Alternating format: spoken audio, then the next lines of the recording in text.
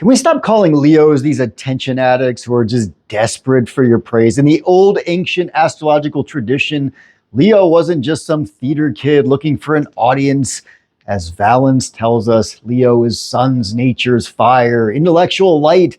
So if you have a Leo placement, you don't just crave attention, you actually are the source of it. When we look at a Leo rising, for instance, we're actually dealing with a bestial and a fixed sign. So Ibn Ezra says this is producing people that are noble, somewhat wide-chested, maybe have a well-formed head, shrewd eyes. They see everything and they kind of sparkle with this solar fire. And Leo's a sign of long ascension. So a Leo's life doesn't just leap into action like a fellow fire sign like Aries. Leos take their time, they contemplate, and then they do take action with kind of this heavy solar weight. So a Leo walks in the room, they're not just trying to be noticed, they're actually appearing and showing up with this kind of sovereign attitude that comes through years of self-discipline. And the traditional texts from Rhetorius to Abu Mashar, they all categorize Leo as these wild solar animals.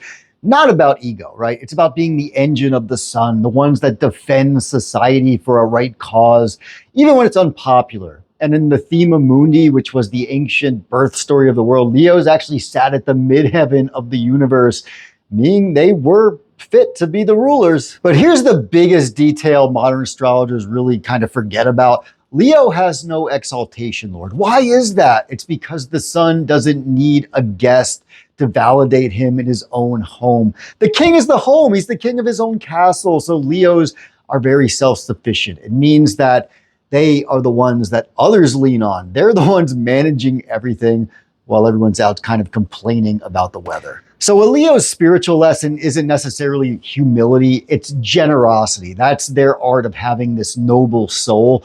And when a Leo's at their best, they're really giving life and warmth to everyone. When they're at their worst, that power can turn into this kind of defensive pride.